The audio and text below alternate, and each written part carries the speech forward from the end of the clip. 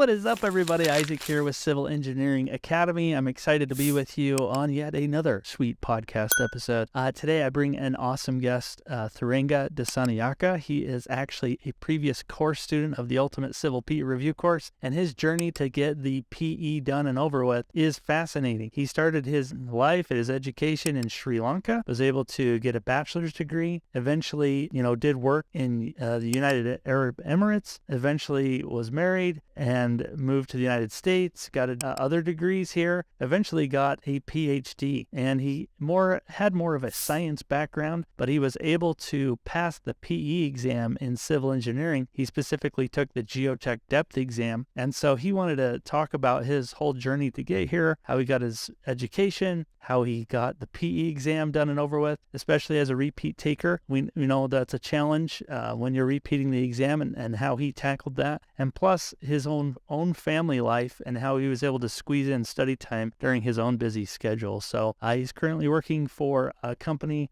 called ECS that has a lot of offices around the United States and open to hire there too. So anyway, a fascinating discussion that we have about the PE exam. I think you're really going to enjoy this. If you're preparing for your PE exam, it'll definitely give you some motivation to do it. Definitely motivated me, so hopefully it motivates you as well. Anyway, with that, it's going to be a great time, and the interview is going to be coming up right after this. Thanks. All right, Tharanga, we are live and running. Thanks for joining me on on a podcast, the Civil Engineering Academy podcast. Thanks for being here. Thank you for inviting me. I'm honored to be here. Yeah, this is going to be great. So you were a student of our course, the Ultimate Civil PE Review course. We kind of connected over that, and you had some success in acing that exam. But I wanted to, get more of your story and your background and wanted to interview you. So I thought this would be a good chance to do that. So I guess my first question for you is, how did you, what led you to this industry as civil engineering, and specifically you've dived into geotech? So how did you end up here? Yeah, actually, I have a unique story, like my background, and then let me start from the beginning. So I'm original from Sri Lanka. So Sri Lanka is like a small island, which is lies in Indian Ocean. Mm-hmm. So it's the southwest of the west of the Bay of Bengal. So in Sri Lanka, so the education system is a little bit different than here. So when I was going to school, so we had only the government universities. We didn't have any private universities. So I grew up in a village. So my parents, they were doing farming, and then at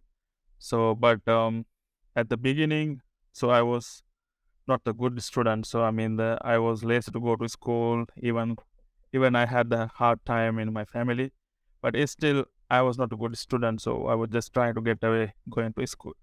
But I met one of my school teachers, the music teacher.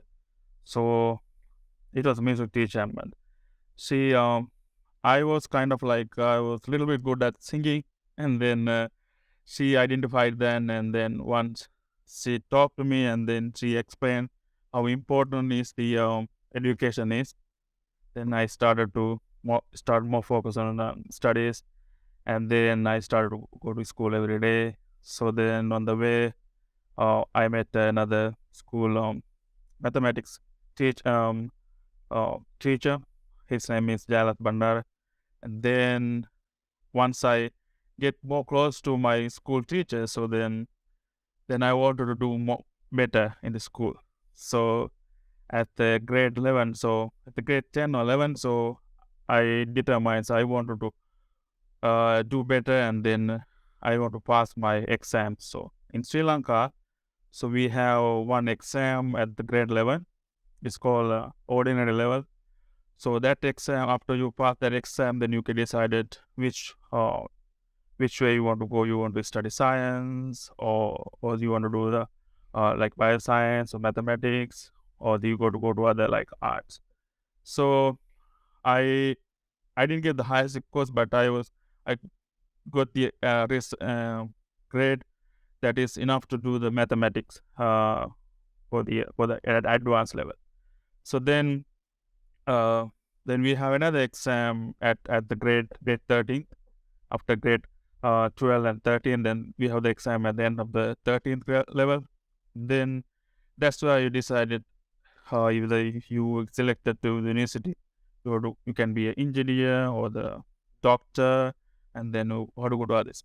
But so I did the math, and then but I didn't have enough grades to go to engineering college, in the university. So and then by that time I have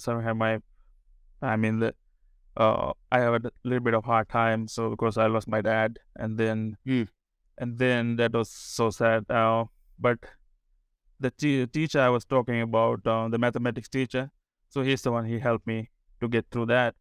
Wow. And then I decided to go to study science. And then, but still I had my mind, so I wanted to be an engineer one day. And then I graduated with the general science degree back in 2005. But and then I started to apply for jobs. So in Sri Lanka, if you don't do engineering, so you cannot get to engineering job. But so I met another. I got the job post. It's called quantity survey training quantity survey. So I applied for that, and there was a very good gentleman who I respect. So he decided to go to opportunities for the science graduates to get into engineering.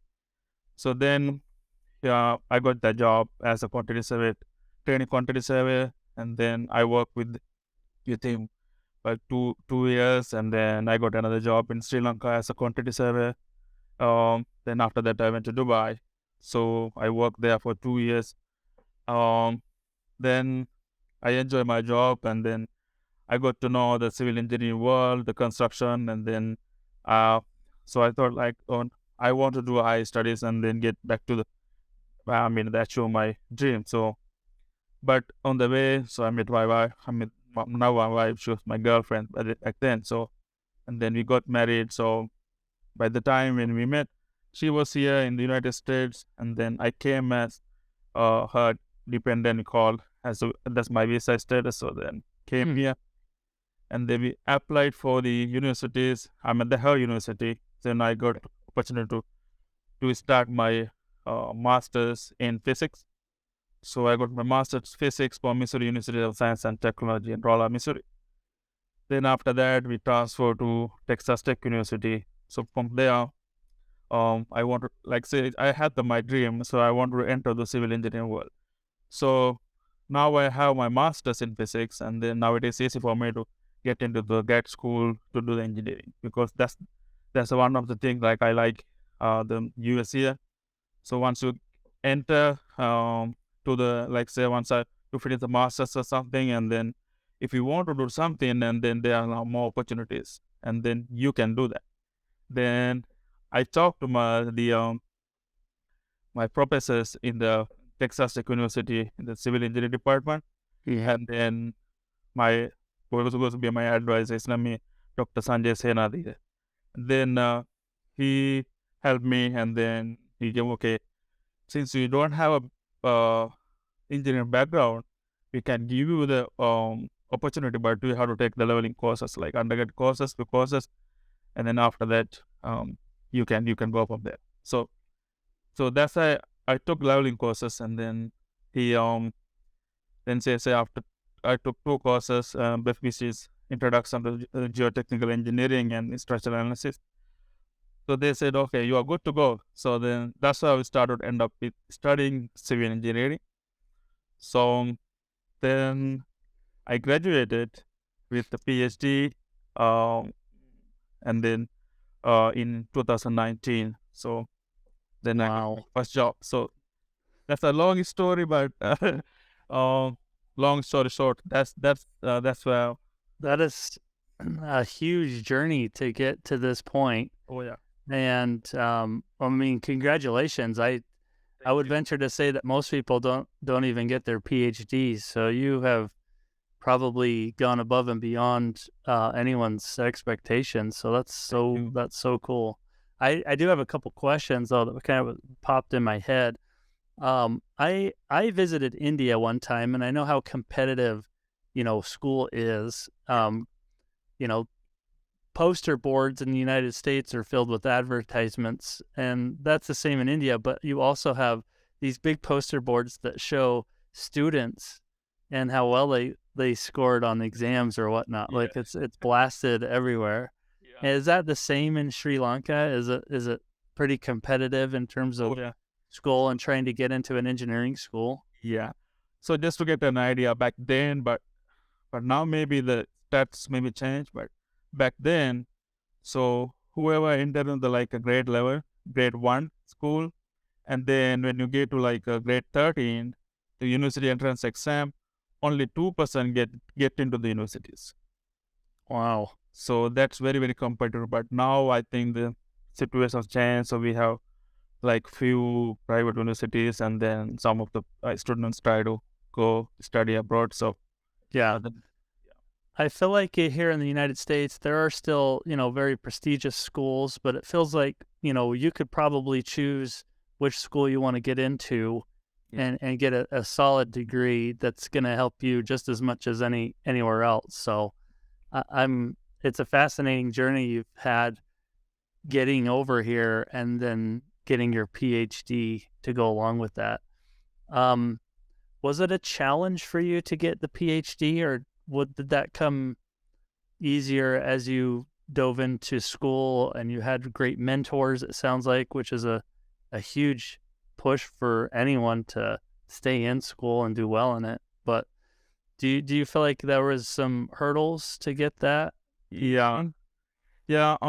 So I when I was in this school, so I like maths, and then so always honestly, I mean, when I was taking it on for my grade 11 exam, I focused more on maths, and then the other thing is just came up, and then I didn't have to put more time there.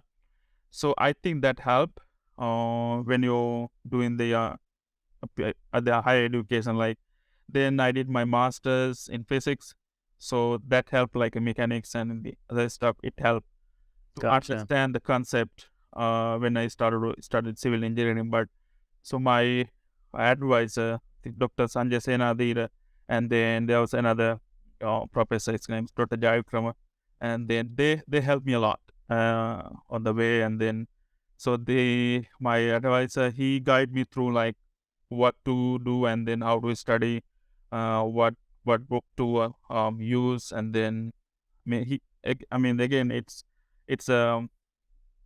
invaluable. I mean just That's fascinating. yeah. So Well, get a good mentor. That sounds like it'll help you on your journey. So let's dive into the PE. So, at which point in your career or in your education were you like, I need to become a professional engineer? I need to get those initials after my name.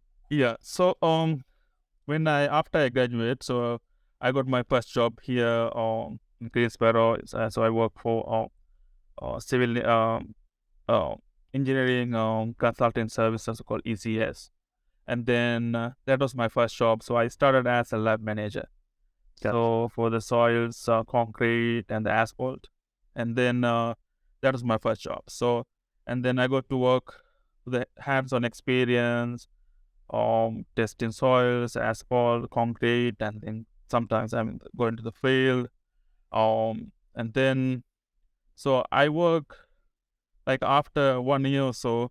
I thought like I don't want to be in the same position here. So then I have other PEs around me, and then since I was working in the lab, I didn't get opportunity to get contact with the work with the other, the engineers. So then I thought this I know I need to get the PE.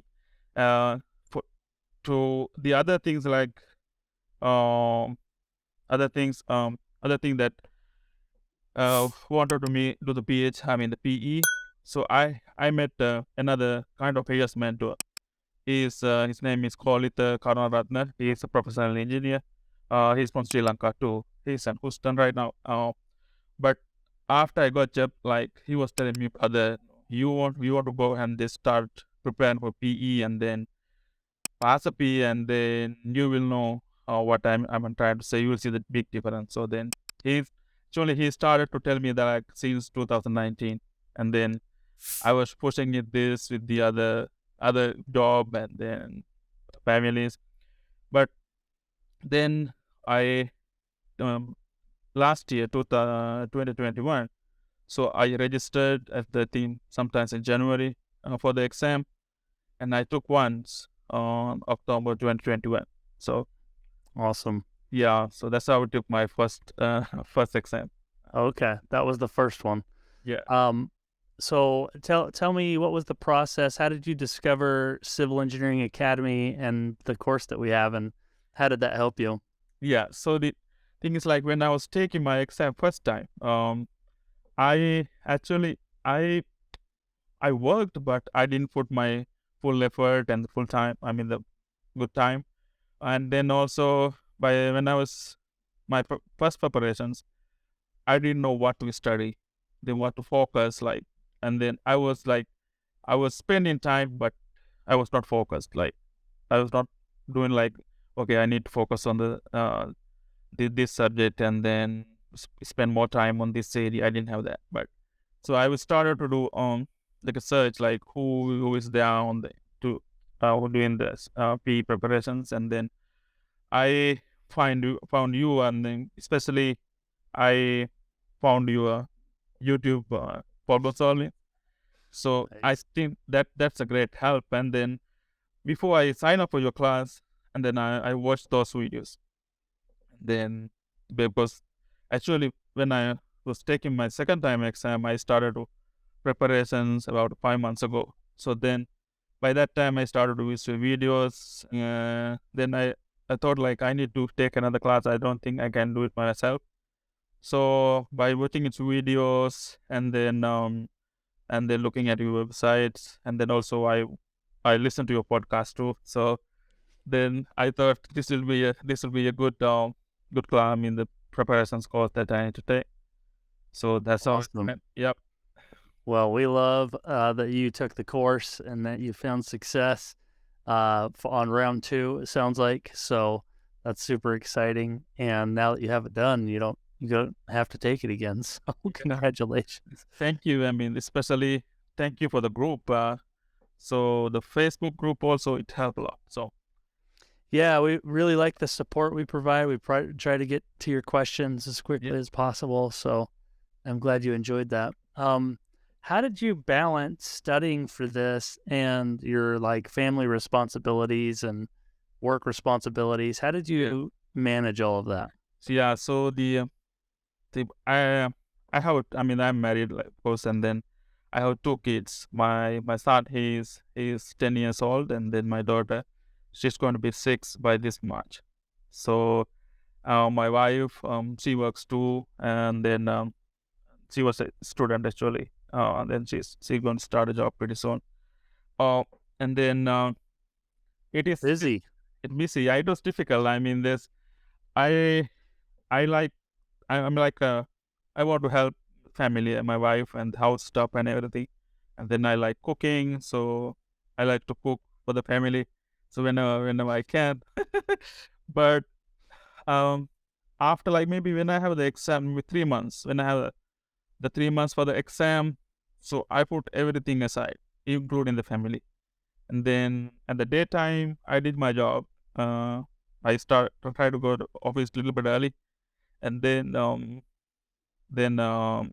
try to get away from the like work after 5:30 or 6 o'clock, and then after that I come home, so help with the family stuff, and then after my kids go to bed, so I I work. I mean the I spend by the time when I start to prepare for the exam. I mean the study, it will like at 10 o'clock or 11 o'clock at Wow. night.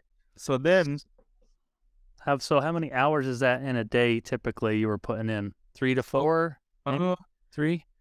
at the beginning, like maybe 2 to 2 hours per day Okay. every day, and then but when I have like 2 months for the exam, maybe 3 4 hours, because I only got sleep maybe 2 3 hours at night. Oh my Yeah. gosh. So and then and also what I was doing, like I because I listened to your uh, uh tips. So how to prepare for the exam.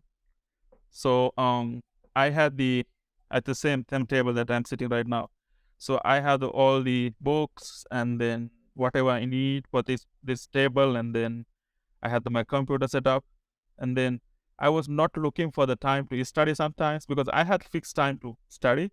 Mm-hmm. But for the other time, for example, when I'm helping the house stuff, my family or for the kids, when I get through like 5 minutes, so I sit and then do a problem. So and then also during the lunch time, so I take a quick lunch and then do a couple of problems. And then also um what I did when I was driving, I know it's not safe, but I put my phone aside and then but listen to problem solving for your problem solvings in the YouTube. Perfect. So I did all of the problems for all of the most of the I can say like all of the videos in your structures, and then geotech, water resources, and construction, transportation. I went through all of that. Awesome. So Well, that's stuff. Yeah, that's why I actually prepare whatever, like after I pass the exam. So this most lot of people just reach out to me and then ask how to do the preparations as a family man, and then I told him so you have to put your time and put the effort, and then you can get through. Otherwise, it's just not possible. So yeah. it's Well, really I hard. love it. That's great tips. I just want to highlight a few things that you said. And, you have a PhD, so some people think that these exams come very easy to them, with a ton of education. But you put in still a lot of work to pass this exam. So, my advice would be not to take these exams lightly. I was the same way as a repeat taker. And, you got to try to put your best foot forward and put in the time and take it serious. So, a lot of preparation time. I always tell people you have to treat it like a part-time job outside of your own job, just to study. And eventually, as you get going, you'll start enjoying studying again or working problems as you get used to them. So, well, I had one other question. You repeated the exam. Would you have any tips or advice for someone that is repeating the exam? Maybe they're down on themselves, or maybe they feel like they can't get over this hump, because some people have taken this multiple times, not just once or twice. But any tips around repeat takers? Yeah, sure. My the first tip is like um you don't have to worry about like how many times you are taking the exam. And then once you get through this, nobody's going to come and say, okay, look, you took this exam 7, 8 times, and then nobody's going to say that. So then don't think about that, and then also just try to try not to do the same preparation, like strategies that you in the past. So try to find a new way. I mean, just if someone wants some help and the tips uh, for these studies, and then they can always reach out to me, and then I can share my experience. So I highly recommend your PE preparation class. I mean, the people who is they are like, is cannot who is there who is cannot decide like which class to take. I I mean, the highly recommend you. I took only the breath preparations class, breath Mm-hmm. section, but I'm sure we are doing a good job, and the depth sections too. But again, so I highly recommend your class, and then whoever out there is want to take the class. So, and also your employer, I mean, they help you. I mean, my employer helped me to get the uh get the class, and then you can reimburse your class fees. So I mean, you can talk to you because that helped them too. Like it's a big Yes. help for them. Yeah. Yeah, for sure. The value of them as a company is their employees earning that license. Yeah. As you become more billable and, more desirable. So it's a win-win to have you earn it and they reimburse you for it. So, Yep. yeah, go check us out. If you want to go straight to the course, you can go to civilpereviewcourse.com. We do have a breadth course there and a depth course if you would like it. A lot of people can pass with just our breadth course alone because we kind of tailor some of the homework and stuff to help you get a lot of depth stuff in. And plus, it comes with depth exams too to help you. And we do pride ourselves on the support that you get. And we don't care where you're at in your journey, whether it's your first time or your 8th time taking the exam. There's no like pride there. People can come in and ask anything they want or commiserate or celebrate a win or whatever's going on. So, we're there in the trenches with you and trying to help you on this journey. And I totally agree with you. If you are a repeat taker, keep your head up, keep going, try something different, get more problems under your belt, but definitely keep going and go register again. Well, this has been really fun. Is there any other tips you would share about preparing for the PE exam?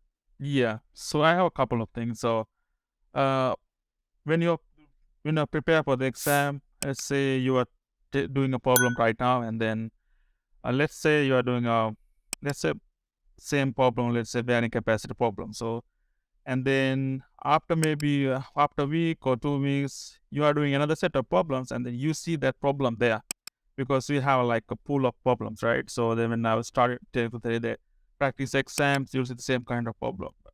So my advice is don't skip that problem, do it again. So it doesn't matter how many times you did do it again, and then it it help a lot. The other thing that helped me to pass my PE, so I took your simulator exam, like a CBT exam. The simulator? Yeah. Yes. So then I took it about a month before the exam, and then I remember that I think I made 82% for that exam. So the best thing I like that exam is it's similar, almost it's similar to that your actual exam that you'll see. So when you're taking your CBT exam, and then also the question I saw there, because I did hundreds of problems with from your practice exams and then the other assignments, but all the problems, as far as remember, that I saw your simulator exam, it was different. So it was not the problem that I did the other time that I really like. And then when I was taking that exam, so what I did is I set the time, let's say 8 to 5 o'clock on the Sunday, and then my family, I mean, just I would remind like my family helped me a lot. So which I can't forget, and my wife and the kids. So they understood like how important this is, and then they try to help me however the way they can. And then on that day also, so they went out. My wife, she took kids out, and then they didn't come home until I finished my exam. So then once I took that exam, I made like 82% or so. So I thought like, okay, so I think if I can make this 82% for the new problem, so then I'm sure I can pass it. But it gave me more hopes, and then but I didn't stop studying there. So I keep going, and then after I took that exam, I use the manual and then all the designs and the codes. Mm-hmm. So even like if I open my exam right now, I think still I have access, and then I use the manual and then also the codes when I was doing my other problems after that. So whenever I take the exam or the solving problem, I didn't go back to my PDF, manual or the design or the design standard. So I only use your designs codes, and then also the manual, which I got access to through the simulator exam. The handbook, right? Peak handbook. Yeah, handbook, and then also the designer codes. So that helped me a lot. So because when you go to the exam, it was not new because you have and seen that in the past because we were using that manual every day. Perfect. So, yeah, it helped me a lot to it saved a lot of time. How would you, for those that may be considering the Geotech depth exam, how would you rank that for difficulty, and any tips around someone preparing for that specific depth exam? So the my the advice for the any depth exam, I guess. So you have to focus maybe at the beginning you can focus more on the breadth section, and then but when you have like a month or the two, and then put little bit more time for the depth section. So do the practice problems. So I I mean the I did for myself, I did actual actual practice exams, not actual like practice exams. I did maybe 4 or 5. Like I set the time and then I do all the problems. I thought like I pretend like I'm taking an actual exam, and then so that's how I mean that. Be honest, like there were time like when I was for the first time I wrote down the time also. So I did the practice that NC's practice exam. Mm-hmm. So it started at 12:45 a.m. and then I did 40 problems. I think I think more than 40 problems. And then I finished I think out of 80 problems, I got 60. By the time I finished the exam, it was like 4:30 morning. So that's I mean just yeah, no excuse. I mean You definitely sacrificed to get it done. yeah, I did. That's So awesome. after I took the exam and came out, I thought like I knew that uh, I put my time and then I study hard, and then also I knew that I did a good job. I mean, I in the exam, and then I thought like if I'm going to fail this time, I don't know how to pass it. So how can I prepare again? I mean, just but it, But you did it. yeah, I did You it. did it. And also just before the exam day, just uh, this time it was I had a good time because my family, my wife and the kids, they went out again to a friend's house, and the house was for my by myself. But I didn't spend a lot of time on study. So what I did, actually, I I just study maybe the daytime, maybe the until lunchtime or so. Honestly, I watched a movie just before the exam. Before the exam, make like a few days or like a Just week? no, just my exam was just tomorrow, and then I because I feel like I'm ready, and then I just want to relax, and then I watched a movie too. Yeah, by that time there is no amount of preparation that's gonna move the needle for you. So, I'm take that day off or two to relax before the big day. So I totally agree with you. Was there a textbook or anything that helped you with the Geotech depth exam that helped maybe with more difficult questions? Was there Yeah. any other resource there? So actually, I use the 6 minutes book. Yeah. 6-minute solutions, Yeah. problems. Yeah, and then also actually I don't remember the names, but for the same author who is doing the Sun Sam, and then he has the I don't remember that book's name, but Okay. So But you just got some Geotech specific yes, kind of books that helped you. Okay, good. yeah. Awesome. Well, this has been very insightful. Your tips are going to help a lot of people to help them on their journey to pass the PE exam. I'm so glad that you found Civil Engineering Academy and that we could help you on that journey as well. Is there anything else you'd like to say about the exam or the course that helped you? Is there anything else you'd like to, or just a way to contact you that our audience could contact you as well?